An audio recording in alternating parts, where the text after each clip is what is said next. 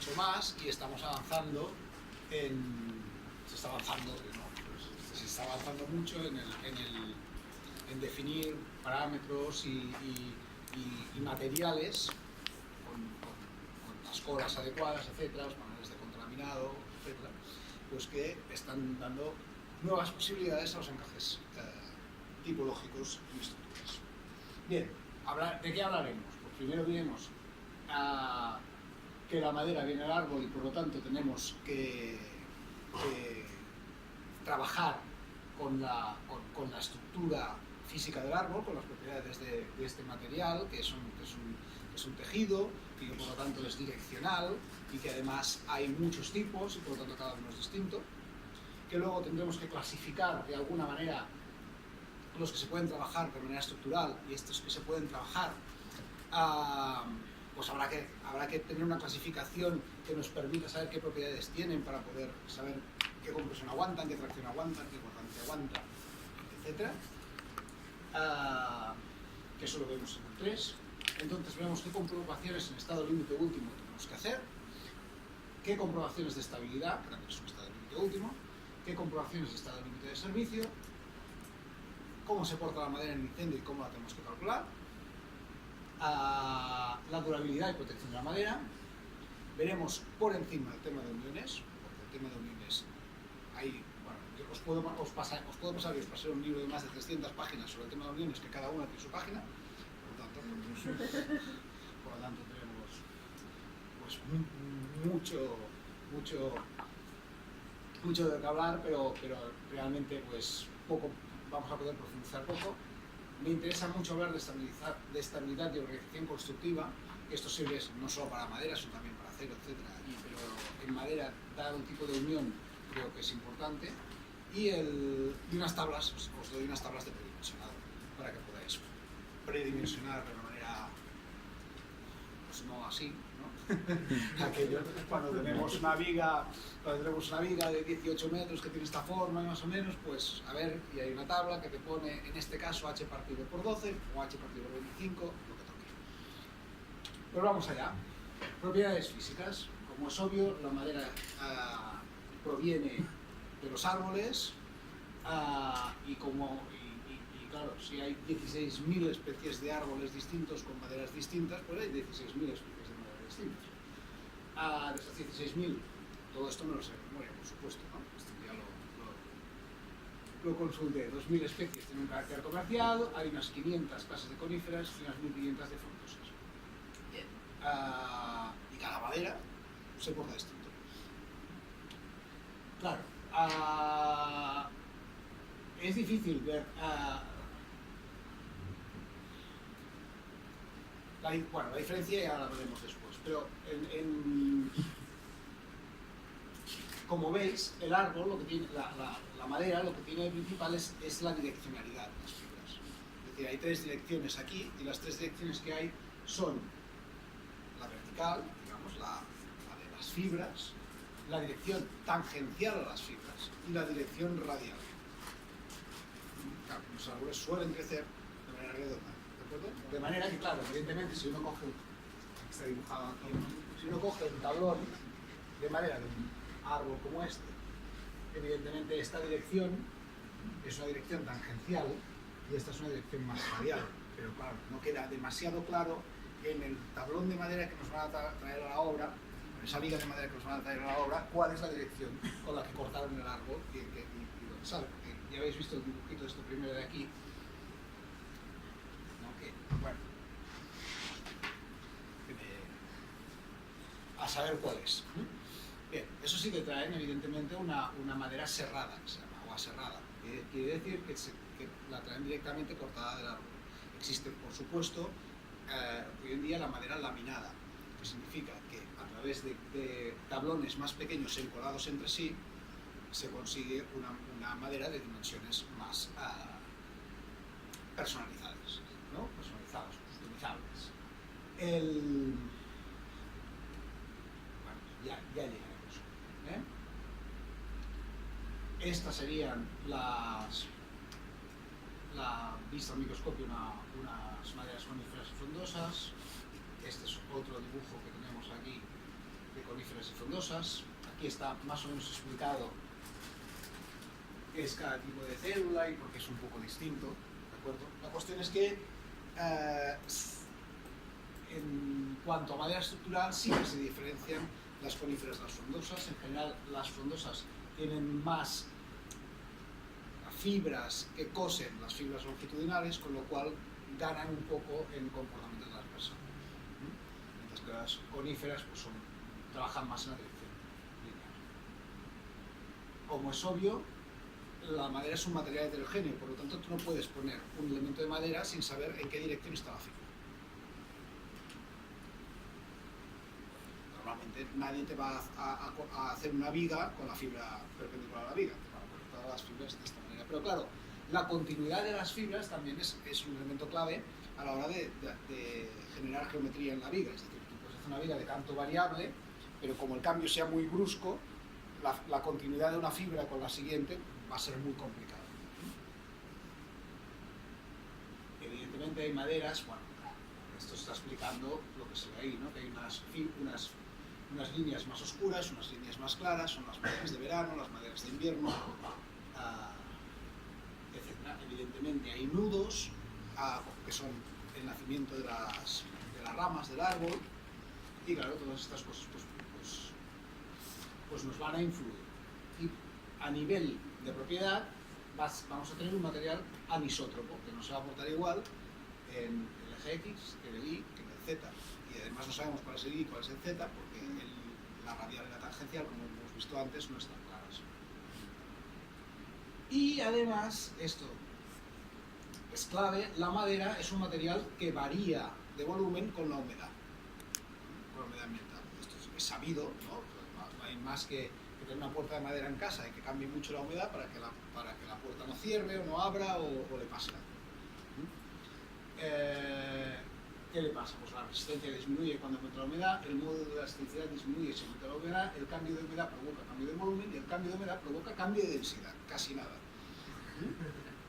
Por lo tanto, esto no solo es muy importante, sino que una de las claves para que una madera esté homologada para ser utilizada incluso como mesa, no hace falta que sea una viga o un pilar importante de un edificio, es que el proceso de secado haya sido un proceso controlado y que esté totalmente parado para saber que esa madera, en las condiciones de humedad en que la vamos a usar, va a ser estable. Entonces, esa es la humedad que se llama de equilibrio higroscópico. La humedad para que la madera va a ser estable. Está claro que la madera tiene que absorber o perder agua con los cambios de temperatura y humedad relativa del ambiente. Aquella humedad de equilibrio higroscópico es aquella que queda claro, ¿no? Que la madera va a mantener sus propiedades con las características de temperatura y humedad que va a tener el servicio, y la humedad de equilibrio higroscópico se establece en general en el 12%, para cuando la temperatura está sobre 20 grados y la humedad sobre el 65%. ¿Qué quiere decir esto? En un interior que aproximadamente tendrá unos 20 grados de temperatura y un 65% de humedad, la madera tiene que tener un 12% de humedad interna. Si esa madera va a tener que ir fuera, pues va a tener que aumentar su humedad. Si va a tener que tener un equilibrio higroscópico con más agua, ¿cómo se llama esta? La humedad propia de la madera tiene con más humedad propia. Y si se tiene que mojar, todavía más. Eso va a condicionar lo que vamos a ver en muy breve, las clases de servicio de la madera. Servicio 1, 2 y 3. Cuando está dentro, cuando está fuera y cuando además de estar fuera se moja. Aquí tenemos un cuadro para poder saber qué humedad tiene equilibrio higroscópico en función de las condiciones que vayan. ¿No? Pues, por ejemplo, si vamos a trabajar a 10 grados y con un 80% de humedad, pues es esta raya de aquí. Eso significa que es el 18% la humedad de la madera que vamos a necesitar.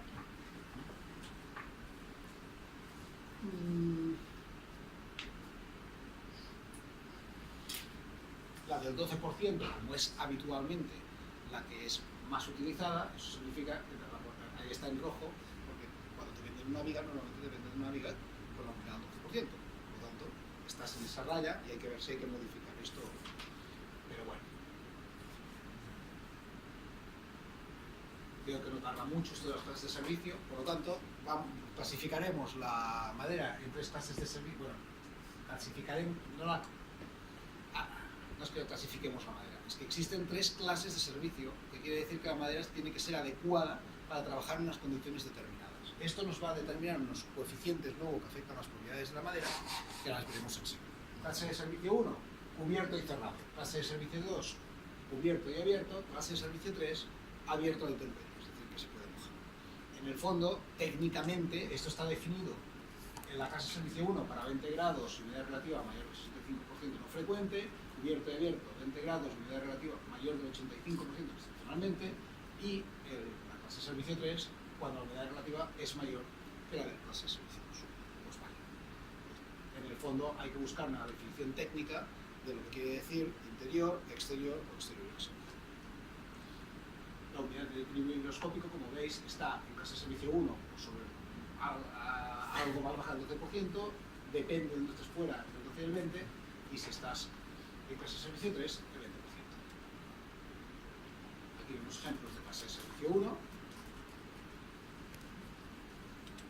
ejemplos de clase de servicio 2, aunque la piscina es dudosa,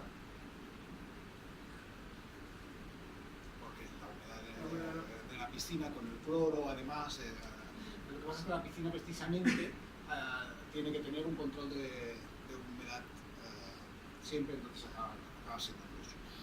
Y la clase, que de hecho, estas dos, ¿no? Claro, por eso he puesto la piscina. Porque de hecho la clase de servicio 2 es esto, es exterior. Estas están exteriores, o sea, no tiene cerramiento. La piscina, aunque tenga cerramiento, pues sí que tiene una pues es que hace años que lo hice esto, me acuerdo. La pusieron. Y la clase de servicio 3, pues aquí tenemos madera que cuando se moja, que cuando llueve se moja.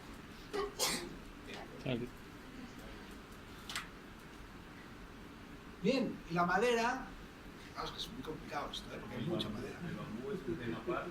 El bambú no lo vamos. El bambú entra con madera. Lo que pasa es que el bambú, mira, precisamente ahora verás cómo no lo podemos clasificar aquí. ¿De acuerdo? El bambú, aunque está claro que el bambú y la guadua, ¿no? Por ejemplo, como usa la guadua, que es un. Sí, claro, que la usan claro, sobre todo y en Colombia. En Colombia la usa, ¿cómo se llama? Vélez, ¿no? Sí. En Colombia la usa Vélez, creo, ¿no? El arquitecto se llama. Sí, me parece. Hay varios, no, pero el que empezó con esto hace más de 10 años. En Alemania le están libres. ¿Es una? Que te refieres tú el colombiano que hizo en Alemania que fue invitado para hacer Sí, una claro. de caña madura. Sí. Bueno, pues todo esto es evidente que tiene muchas posibilidades. Yo tengo un documento que pretende dar unas propiedades técnicas al bambú y a la guadua, pero claro, todo esto está lejos del mundo normativo todavía, con lo cual me es muy complicado introducir a mí ahora este tema ahí, porque la verdad que las veces que lo he tenido que hacer he tenido que simplificar muchísimo, coger unos coeficientes altos, porque si no sabes muy bien cómo trabajar, qué propiedades dar al material. Bien, ahí vamos. Este cuadro. Para clasificar la madera la vamos a clasificar en función de evidentemente, del árbol que es y por lo tanto de qué calidad o de qué propiedades tiene aquel tipo de madera, pero también de los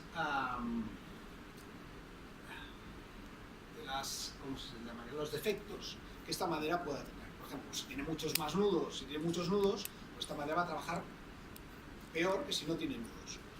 Y incluso, depende del número de nudos que tenga, no va a ser apta para uso estructural. Claramente.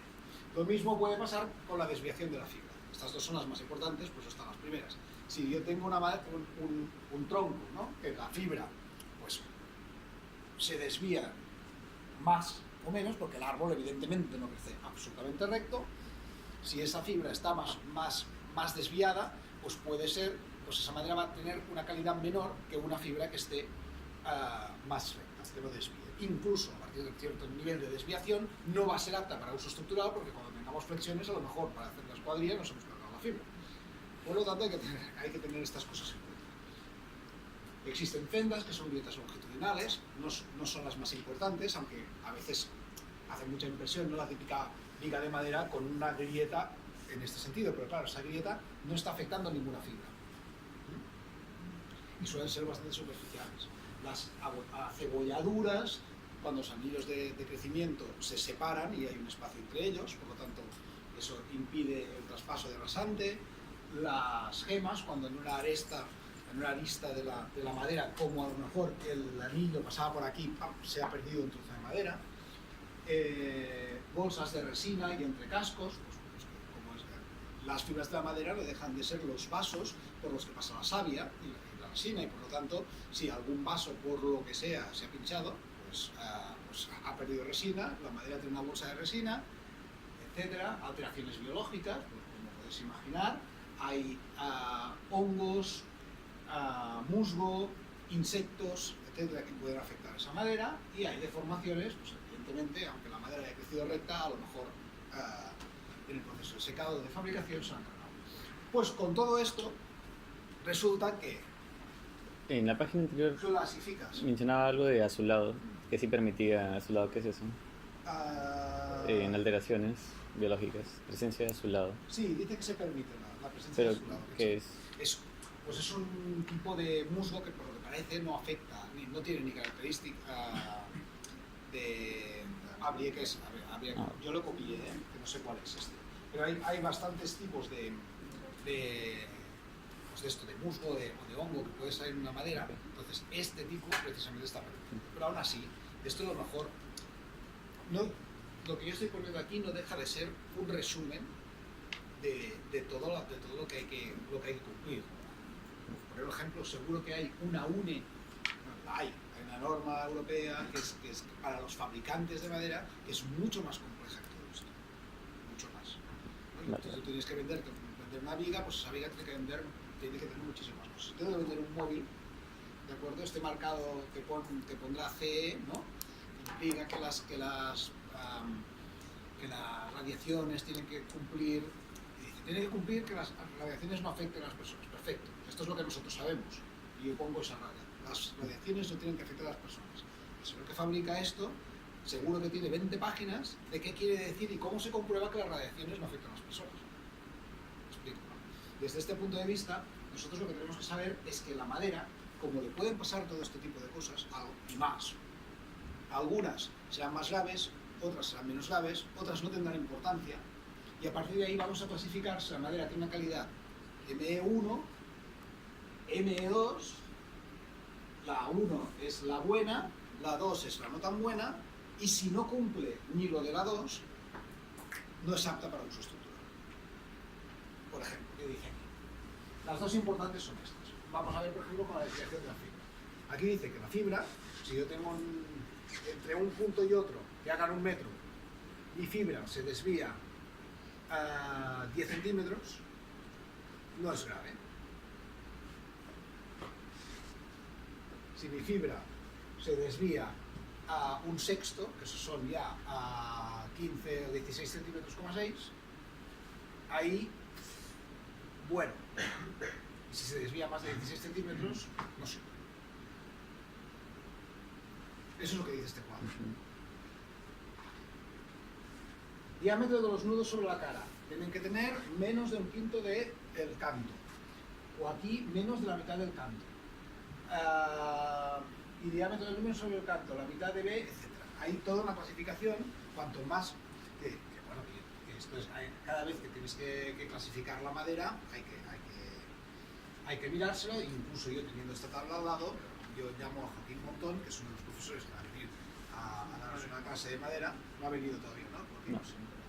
Pues Joaquín Montón va a dar una clase de madera porque él se dedica a esto y tenemos unas maderas existentes allí, no sabemos exactamente si son, cómo clasificarlas. Él nos identifica el tipo, nos identifica la calidad de la madera y nos dice, puedes contar que esto es una C18.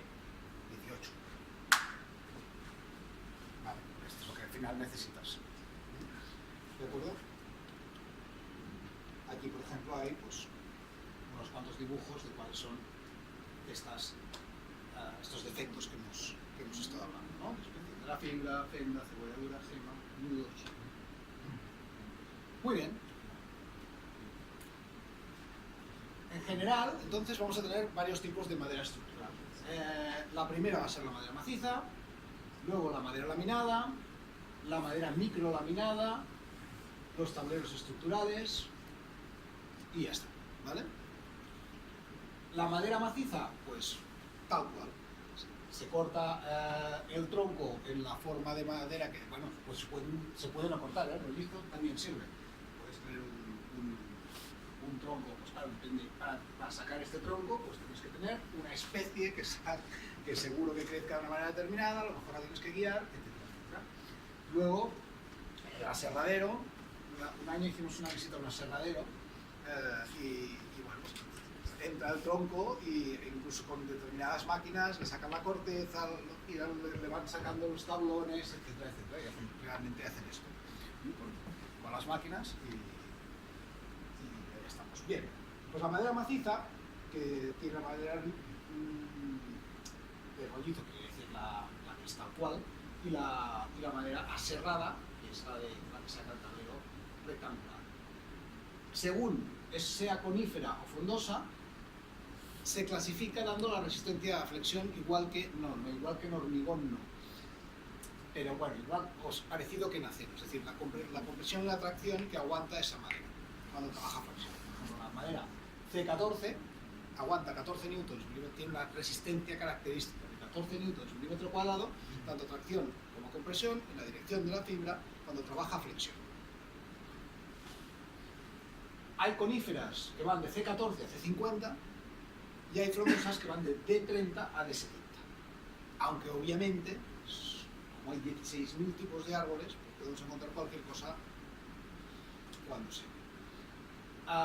Pues el rollito se usa pues, generalmente para pilares, viguetas, pilones empalizadas y el cerrado para estructuras relativamente pequeñas o medias.